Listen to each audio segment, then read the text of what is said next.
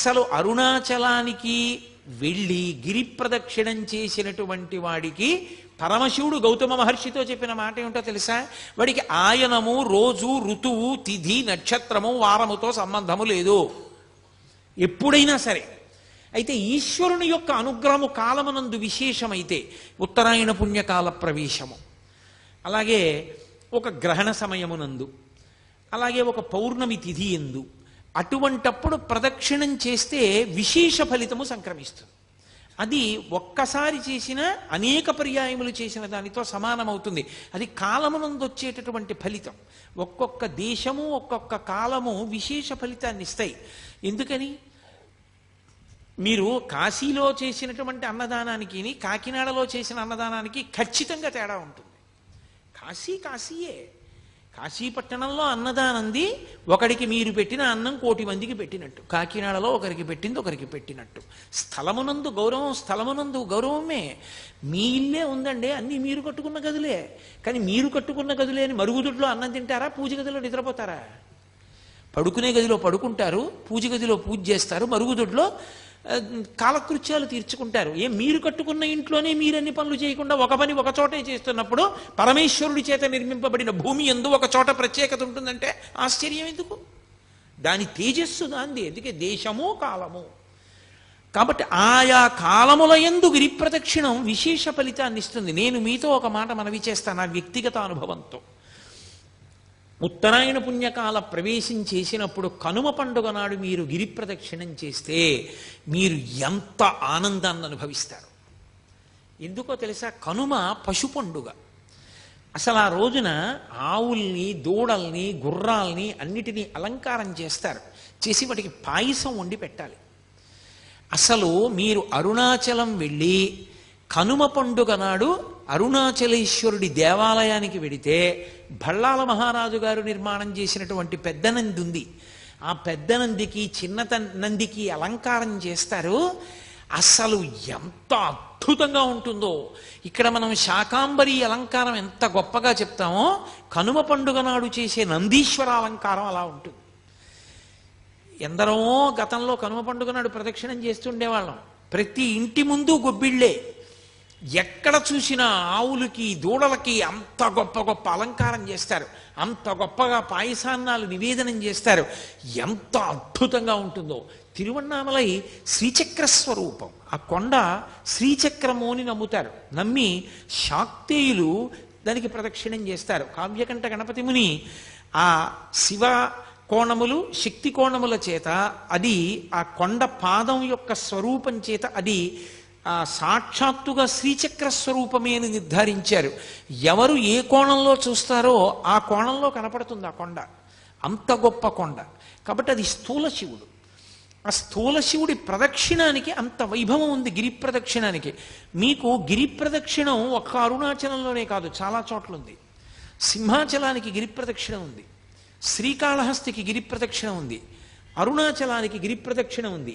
ఇవన్నీ గిరి ప్రదక్షిణాలు ఉన్న క్షేత్రాలే. అరుణాచలంలో గిరి ప్రదక్షిణానికి ప్రత్యేక ప్రాధాన్యత ఉంది. అక్కడ కొండ మీద శివుడు, ఇక్కడ కొండే శివుడు. కొండలో శివుడు దక్షిణామూర్తి. ఊళ్ళో అరుణాచల క్షేత్రమునందు అరుణాచలేశ్వరుడు అగ్నిలింగం. ఇన్ని ఉన్న క్షేత్రం అరుణాచల క్షేత్రం.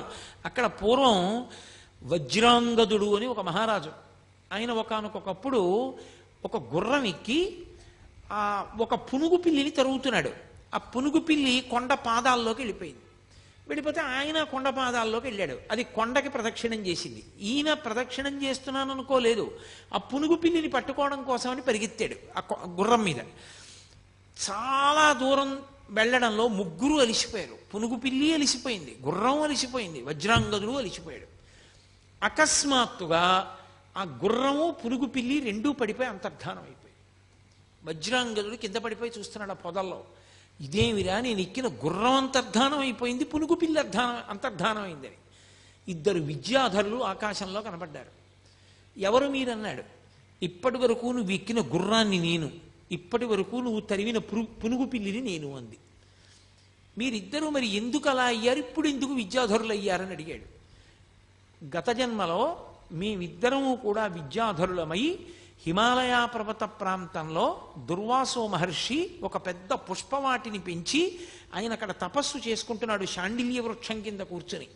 ఆ శాండిల్య వృక్షం కింద తపస్సు చేసుకుంటూ ఉండగా మేమిద్దరం లోపలికి వెళ్ళాం అని తన పక్కన ఉన్నటువంటి విద్యాధరుణ్ణి పరిచయం చేశాడు. ఈయన పేరు కాంతిశాలి, నా పేరు కళాధరుడు, మేమిద్దరం విద్యాధరులం. ఆ పుష్పవనంలోకి వెళ్ళాం. మంచి సువాసన వస్తోంది. ఒక ఆయన పూల మొక్కల్ని చూసి సంతోషపడిపోయి ఒక్కొక్కడికి ఒక్కొక్క అలవాటు. కొంతమంది చూడండి నడుస్తూ రాళ్ళన్నీ తంతూ ఉంటారు, కొంతమంది నిలబడి కనబడ్డ చెట్ల ఆకులన్నీ తుంపుతూ ఉంటారు. అలా ఆయన పూదోట దగ్గర నించుని భూమి ఆ మట్టినంతటినీ కూడా కాలుతో తంతున్నాడు. ఇంకొక ఆయన గబగబా లోపలికి వెళ్ళి ఆ పువ్వులన్నీ కూడా పువ్వుల్ని పువ్వులా కొయ్యాలి. పువ్వుని పువ్వులా కొయ్యడం చేతకాని వాడిని చూస్తే చాలా అసహ్యం వేస్తుంది. ప్రపంచంలో అత్యంత అసహ్యకరమైన పూజ ఏదో తెలుసా? పువ్వుని పట్టుకుని రేకులు విప్పేసి పూజ చేయడమే. అంతకన్నా దారుణమైన పూజ లోకంలో ఇంకోటి లేదు. అసలు వాడు వెంటనే పూజలోంచి తీసేయాలి వాడిని. వాడు పనికిరాడు పూజకి. హృదయ సౌకుమార్యం లేనివాడు, సత్వగుణం లేనివాడు పూజకి ఎలా పనికొస్తాడు? ఒక గులాబీ పువ్వుని పరమేశ్వరుడు ఎంత అందంగా నిర్మాణం చేశాడు. అంత అందంగా ఈశ్వరుడు నిర్మిస్తే దాన్ని పట్టుకుని ఇలా చిదిమేసి ఆ రేకులు తీసి పడేసేటటువంటి వాడు పూజ వాడు చేసేది. వాడు పూజా భంగం చేస్తున్నాడు వాడు. అందుకే పూజ యందు పువ్వు రేకులు విప్పి పూజ చేయడం నిషిద్ధ కర్మ. ఎవ్వరి మీదన్నా పువ్వుల రేకులు చల్లడం, పువ్వుల రేకులు వెయ్యడం, పువ్వుల రేకులు కింద పడడం, పువ్వుల్ని తొక్కడం, పూలు రేకులు విప్పి పూజ చేయడం, ఇవన్నీ దుష్కర్మాలు. ఎప్పుడూ చేయకూడదు అలాంటి తప్పు పనులు. ఎవడడిగాడు నీ దగ్గర ఎక్కువ పువ్వు లేకపోతే ఒక్క పువ్వు వేయి ఈశ్వరుడి మీద చాలు. ఎవడు నిన్ను రెక్కలు విప్పి ఆ రేకులన్నీ తీసుకొచ్చి పూజ చేయడం ఏంటి? అసహ్యకరమైన విషయం తప్పది. ఎప్పుడూ చేయకూడదు అలాంటి తప్పుడు పనులు. కాబట్టి ఆయన పువ్వుని పువ్వులా కొయ్యకుండా ఆ పువ్వులన్నింటినీ కూడా ఏదో పట్టుకుని ఒక్కసారి ఇలా లాగేసి కోసేస్తున్నాడు. ఆ చెట్లు ఆ పువ్వులు లాగేస్తే జడపట్టుకు లాగితే ఆడపిల్ల నెప్పితో తప్పించుకుని వెనక్కి లాక్కున్నట్టు ఆ కొమ్మలు వెనక్కి ఎడుతున్నాయి. ఈ చప్పుడికి దుర్వాసో మహర్షి కళ్ళు తెరిచాడు. భూమిని తన్నకూడదు నిష్కారణంగా. ఒకడు పదఘట్టన చేస్తున్నాడు, ఒకడు పువ్వులు కోస్తున్నాడు.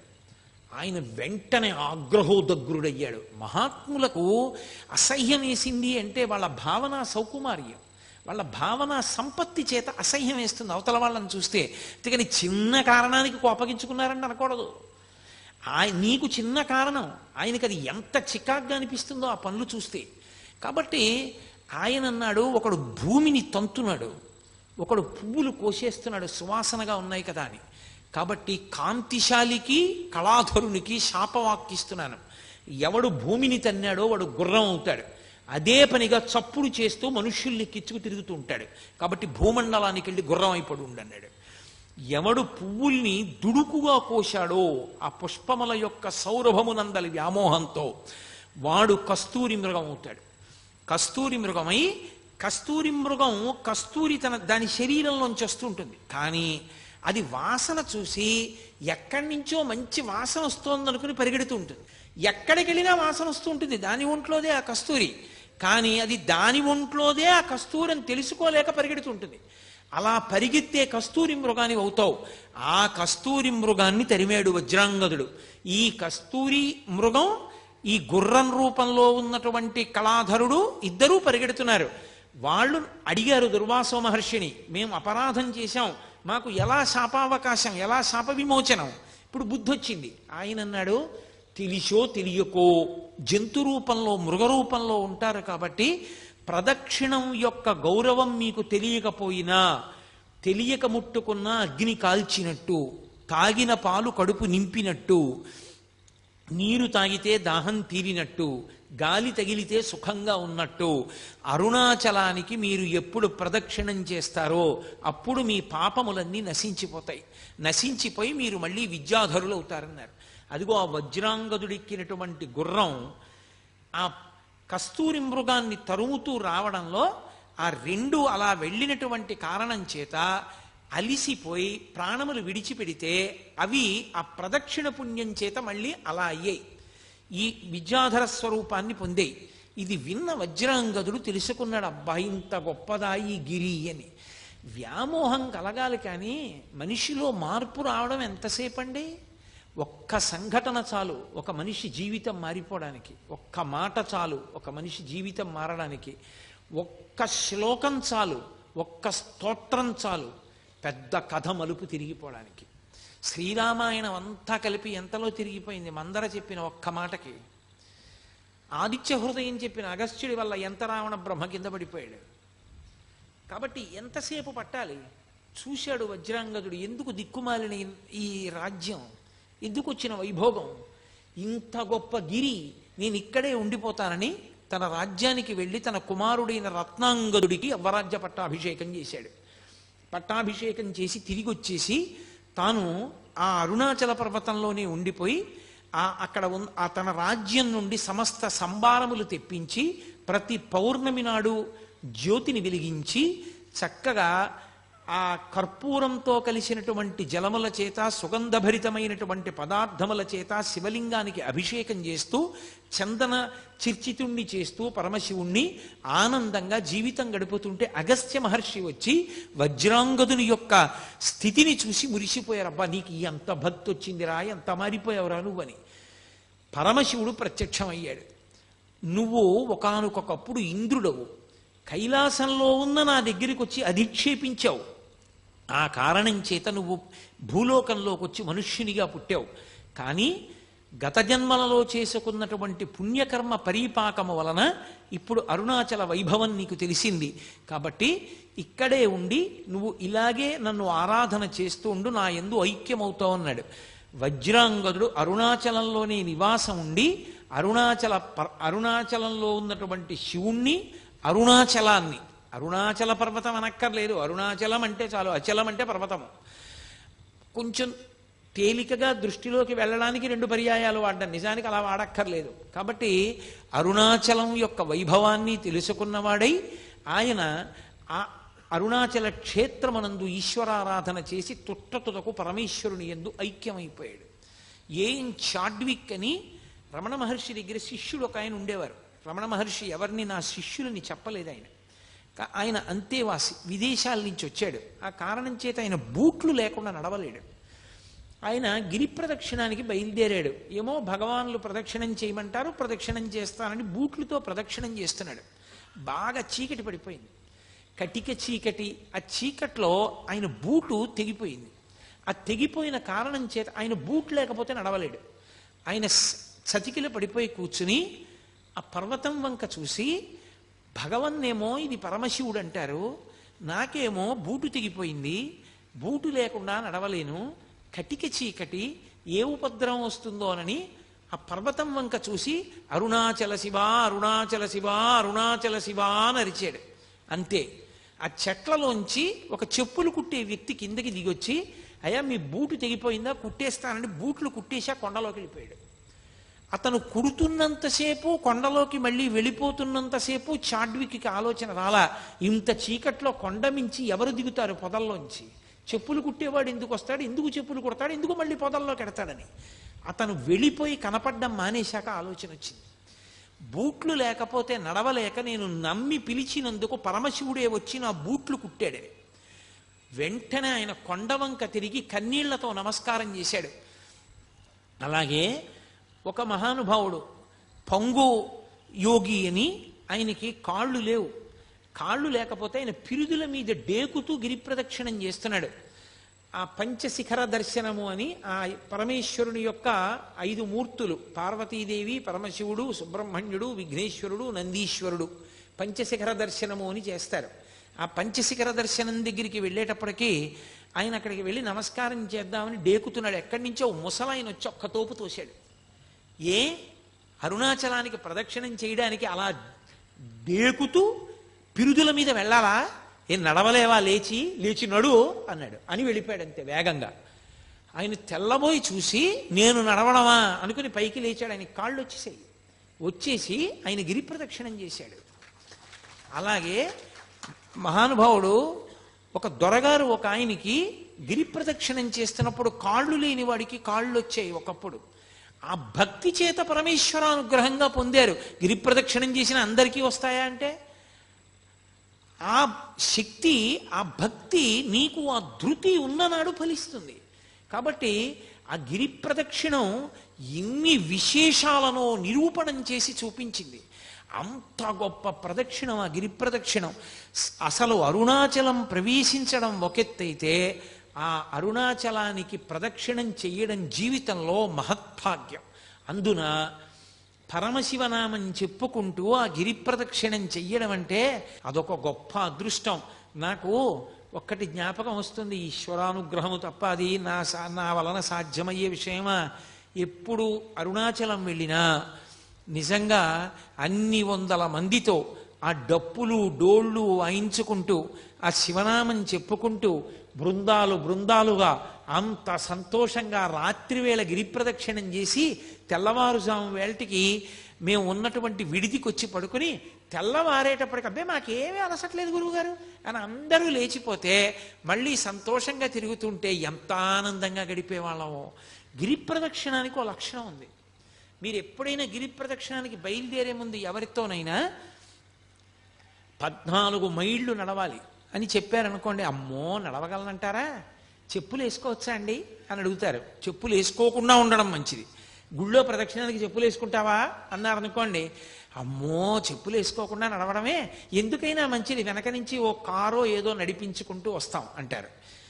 నిజంగా గిరి ప్రదక్షిణానికి బయలుదేరిన వాడు ఏ అలసట లేకుండా గిరి ప్రదక్షిణం పూర్తి చేసేస్తాడు. పరమ సంతోషంగా పూర్తి చేస్తాడు. ఒక్క కాలే సరిగా ఉండి రెండవ కాలు తోటకూర కాడలా వేలాడిపోయినటువంటి వ్యక్తులు, గట్టిగా 1 మైలు దూరం నడవలేనటువంటి వాళ్ళు కాలు కింద పెట్టి 1 కిలోమీటర్ దూరం లేనటువంటి ఆఫీస్కి ఏదో ఒక వాహనం లేకుండా వెళ్ళలేని వాళ్ళు, నా జీవితంలో నేను 3-4 పర్యాయాలు చూసా వాహనం ఎక్కకుండా 14 మైళ్ళు అటువంటి వాళ్ళు ప్రదక్షిణం చేయడం. అందరికన్నా ముందు నడుస్తూ చేశారు కూడా వాళ్ళు. అది ఆ అరుణాచలేశ్వరుడి అనుగ్రహం, వాళ్ళ యొక్క భక్తి తీవ్రత. ఆ భక్తి వాళ్ళని నడిపిస్తుంది. ఆ చంద్రశేఖరేంద్ర సరస్వతి మహాస్వామి తరచుగా చెప్తూ ఉండేవారు, అరుణాచలానికి ప్రదక్షిణం చేయి నీకు ఆరోగ్యం చేకూరుతుంది అనేవారు. అవన్నీ ఓషధులు. ఆ ఓషధుల మించి వచ్చేటటువంటి గాలి చేత ఎంత గొప్ప సువాసనం. ఇంకా ఇప్పుడు ఆ గిరి ప్రదక్షిణం చేసేటప్పుడు చాలా వాహనాలు పెరిగిపోయాయి. ఇన్ని వాహనాలు ఇప్పుడు ఎక్కువైపోయాయి. ఎంతో ఉబ్బిడిగా నడవలసి వస్తోంది. కానీ ఉత్తరలింగాన్ని దాటిపోయిన తర్వాత మళ్ళీ ఆ పెద్ద రోడ్డు వచ్చేసిందో, ఈశాన్యలింగం వైపుకెళ్ళే రోడ్డు, అక్కడి నుంచి ఇంకా మళ్ళీ చాలా ఒళ్ళు దగ్గర పెట్టుకుని నడవాలి. పూర్వం అలా కాదు. నేను ప్రారంభంలో అరుణాచలానికి వెళ్ళిన రోజుల్లో అసలు ఎక్కడా ఒక్కటి కనపడేది కాదు. కటిక చీకట్లో నడిచి వెడుతూ ఉంటే ఒక దేవాలయం దగ్గర బయలుదేరినప్పుడు ఆ దేవాలయం నుంచి ఇంకో దేవాలయం వరకు కుక్క వచ్చేది సాయం. అది ఏమి విచిత్రమో తెలియదు. నేను మొన్న ప్రదక్షిణం చేసినప్పుడు కూడా అలాగే వచ్చాయి. ఆ కుక్క వచ్చి ఈ దేవాలయం దగ్గర బయలుదేరితే ఇక్కడి నుంచి బయలుదేరి వెంట వచ్చేది, పక్కన నడుస్తూ వచ్చేది. ఆ గుడి దగ్గరికి వెళ్ళిన తర్వాత ఈ కుక్క ఆగిపోయేది, అక్కడ ఇంకో కుక్క బయలుదేరేది. అది ఏమి చేసేవి కావు, అదేమి చెనకేవి కావు, అరిచేవి కావు, దెబ్బలాడుకునేవి కావు. అంత కటిక చీకట్లో కూడా దేవాలయాలన్నీ తెరిచి ఉంటాయి. అన్ని దేవాలయాలు దర్శనానికి యోగ్యంగా తలుపులు తెరిచి ఉంటాయి. తలుపులు తెరిచి ఉంటాయంటే తాళం వేసి ఉన్నప్పటికీ ఊచల్లోంచి మీరు దర్శనం చేసుకోవడానికి వీలుగా ఉంచుతారు తప్ప మీకు దేవాలయ దర్శనం ఆగిపోయే రీతిలో ఉండదు. అసలు ఆ గిరి ప్రదక్షిణం చేస్తుంటే అదొక మహాద్భుతమైన అనుభూతి. నాకు నిజంగా మీతో యథార్థం చెప్పాలి అంటే నేను ఒక్క మాట చెప్పేస్తే సరిపోతుంది, అబద్ధం ఎందుకు. నాకు ఉత్తరక్షణం ఈ 2 మైకులు ఇలా తోసేసి కిందకి దిగి సావర్లకోట వెళ్ళి ఏ రైలు ఉంటే ఆ రైలు ఎక్కి వెళ్ళిపోవాలనుంది తిరువണ്ണామలై. ఇది చెప్తున్నప్పుడు ఆ గిరి ప్రదక్షిణం అంటే నాకు అంత వ్యామోహం, అంత అద్భుతమైనది ఆ గిరి ప్రదక్షిణం, అంత గొప్పగా ఉంటుంది నిజంగా. అది అందున తెల్లవారుజాము సమయంలో ప్రదక్షిణం చేస్తే ఆ లేత సూర్యకిరణాలు పడుతున్నప్పుడు చూడాలి. ఆ కొండ ఒక్కొక్క చోట ఒక్కొక్కలా ప్రకాశిస్తూ ఉంటుంది. ఆ లేలేత సూర్యకిరణాల్లో ప్రదక్షిణం చేస్తూ వెడుతుంటే మనం చెయ్యగలిగిన ధర్మకార్యం చేస్తూ భగవన్నామం చెప్తూ కూర్చుంటూ లేస్తూ తిరుగుతుంటే ఎంత ఆనందంగా ఉంటుందో నిజంగా గిరి ప్రదక్షిణం. పిల్లలతో పెద్దవాళ్లతో అందరం కలిసి నిజంగా యాత్ర అంటే కొన్ని వందల మంది బయలుదేరి ఆ డప్పులు కొట్టుకుంటూ భజనలు చేసుకుంటూ నాట్యం చేసుకుంటూ పాటలు పాడుకుంటూ ఎక్కడెక్కడ దేవాలయంలో కూర్చుని ఆ దేవాలయ వైభవం చెప్పుకుంటూ స్తోత్రాలు చేసుకుంటూ గిరి ప్రదక్షిణం చేస్తూ ఆ గిరి వైభవం చెప్పుకుంటూ నడుస్తుంటే అబ్బా ఎంత సంతోషంగా ఉంటుందో, అదేం కష్టం అనిపించదు. అయిపోయిందా అప్పుడే, మళ్ళీ అప్పటికో నా జన్మలో ఈ గిరి ప్రదక్షిణం అనిపిస్తుంది. అంత సంతోషదాయకమైన విషయం. ఆ గిరి ప్రదక్షిణం చేసేటప్పుడు మనం సాధారణంగా అరుణాచలంలో గిరి ప్రదక్షిణం చేసేటటువంటి వారు ఆగ్నేయలింగం ఉన్నటువంటి స్థానం, అంటే ఆగ్నేయలింగమే అరుణలింగం కదా, అదే అగ్నిస్థానం, అగ్నిలింగం. కాబట్టి ఆ అగ్నిలింగం ఉన్నటువంటి ప్రదేశం దగ్గరే ఆ పక్కనే రమణ మహర్షి యొక్క ఆశ్రమం. సాధారణంగా అరుణాచలంలో గిరి ప్రదక్షిణం చేసేవారు రమణ మహర్షి ఆశ్రమం దగ్గర నిలబడి ఆశ్రమం వంక తిరిగి నమస్కారం చేసి, ఎదురుగుండా కొండ కనపడుతూ ఉంటుంది కాబట్టి శివుడికి నమస్కారం చేసి ఎడం పక్కకి బయలుదేరుతారు ఇక ప్రదక్షిణానికి. మొట్టమొదట రమణాశ్రమం కనపడుతుంది. భగవాన్ రమణులు ఆయన వైభవం గురించి నేను నా ఉపన్యాసాలు పూర్తి చేసే లోపల ఎలాగో తప్పకుండా స్పృశిస్తాను. అది 2-3 రోజులు తప్పకుండా నేను స్పృశిస్తాను, అప్పుడు మీరు విందురు కానీ. ఆ రమణాశ్రమానికి ఒక నమస్కారం చేసి ఆ రమణాశ్రమంలో రమణుల యొక్క దేవాలయం, యువతల గ్రంథాలయం, ఆ పెద్ద పెద్ద చెట్లు, నెమళ్ల క్రేంఖణాలు అవన్నీ వినపడుతుంటే ఒక నమస్కారం చేసుకుని ఎడం పక్కకి తిరిగి అలా ముందుకెడుతుంటే ఎడం పక్కన ఉన్నటువంటి పాలితీర్థాన్ని దాటగానే విఘ్నేశ్వరుడి గుడి ఒకటి వస్తుంది. ఆ విఘ్నేశ్వరుడి గుడి దగ్గర మళ్ళీ అందరూ నమస్కారం చేసి సుముఖశ్చైకదంతశ్చ కపిలోగజకర్ణకః లంబోదరశ్చ వికటో విఘ్నరాజో గణాధిపః ధూమకేతుర్గణాధ్యక్ష ఫాలచంద్రో గజాననః వక్రతుండ శూర్పకర్ణో హేరంబ స్కందపూర్వజః షోడశైతాని నామాని ఎప్పటే శృణుయాదపి విద్యారంభే వివాహే చ ప్రవేశే నిర్గమే తథా సంగ్రామే సర్వకార్యేషు విఘ్నస్తస్య నజాయతే అని ఆయనకి నమస్కారం చేసి బయలుదేరి ముందుకు వెళ్ళిపోతే, ఆగ్నేయంలో బయలుదేరారు కాబట్టి మీరు ప్రదక్షిణంగా ఇలా వచ్చేటప్పటికి దక్షిణ దిక్కున యమలింగం ఉంటుంది. మీరు అరుణాచల క్షేత్రమునందు ప్రతి దిక్కునందు ఆ దిక్పాలకుని శివలింగం ఉంటుంది. అంటే ఆ దిక్పాలకులు స్వయంగా వచ్చి అక్కడ శివలింగానికి పూజ చేస్తారు. అది అక్కడ శివలింగాలు ఏర్పడడానికి కారణం. ఆ దక్షిణ దిక్కున ఉన్నటువంటి లింగానికి యమలింగం అని పేరు. ఎందుకంటే దక్షిణ దిక్కుకి అధిపతి యమధర్మరాజు గారు, అది పితృస్థానం. ఆ యమలింగం దగ్గరికి వెళ్ళి ఎవరు నమస్కారం చేస్తారో వాళ్ళకి మొట్టమొదటి సుగుణం అపమృత్యు దోషం పోవడం. 2, 1కి 10 పర్యాయములు నిరూపింపబడింది అరుణాచల క్షేత్రంలో. ఆయనే కొంతమందికి స్వప్నంలో దర్శనమిచ్చి రమ్మని అడిగాడు. ఎముకలు విరిగిపోయినటువంటి వాళ్ళు కట్లు కట్టించుకున్నప్పుడు ఎముకలు బాగా ఉన్న ఎముకలు విరిగిపోకుండా ఉండడానికి, ప్రమాదములు జరగకుండా ఉండడానికి యమలింగ దర్శనం పెట్టింది పేరు. అందుకే ప్రదక్షిణం చేసేటప్పుడు ఎంత గబగబా చేసేస్తామని చెప్పి ఏదో బ్రిస్క్ వాక్ అంటారే, అలా గబగబ నడిచి వెళ్ళకూడదు, ప్రశాంతంగా వెళ్ళాలి. భగవాన్ రమణులు ప్రదక్షిణానికి వెడితే 2-3 రోజులు ప్రదక్షిణం చేసేవారు. అంత గొప్పగా చేసేవారు. ఆహార పదార్థాలన్నీ మూటలు కట్టుకుని తీసుకెళ్లి మధ్య మధ్యలో కూర్చుని అందరూ కలిసి చక్కగా అవి తింటూ వెడుతుండేవారు. ఏ దీక్షా నియమం లేదు. మీతో నేను మనవి చేశాను కదా, 24 కిలోమీటర్ల పరిధిలో ఏ దీక్షా నియమం లేదు అరుణాచలానికి. ఆ యమలింగం దగ్గర దర్శనం చేసుకుని కొంచెం ముందుకెడితే బెంగళూరు వెళ్ళిపోయేటటువంటి రోడ్డు ముందుకు వెళ్ళిపోతుంది. పొరపాటున ఆ రోడ్లో కానీ వెళ్ళిపోయారా ప్రదక్షిణంగా వెళ్ళరిహ, బెంగళూరు వెళ్ళిపోతారు. అందుకని ఆ రోడ్డు దగ్గర జాగ్రత్తగా చూసుకోవాలి. కుడి చేతి వైపు కొండ ఉంటుంది, అదే గుర్తు. పరమశివుడు కుడి చేతి వైపు ఉన్నాడు, ఆయన చుట్టూ తిరుగుతున్నాం మనం. అందుకే ఇలా వెళ్ళిపోయే రోడ్ని విడిచిపెట్టేసి ఇలా ప్రదక్షిణం రోడ్లోకి తిరిగిపోతే ఆ రోడ్డు ప్రశాంతంగా ఉంటుంది, చాలా ప్రశాంతంగా ఉంటుంది. ఎన్ని చెట్లు! ఇప్పుడు చాలా దేవాలయాలు కట్టేశారు అవన్నీ. పూర్వం అన్ని దేవాలయాలు లేవు. సర్వం శ్రీ ఉమామహేశ్వర పరబ్రహ్మార్పణమస్తు. స్వస్తి.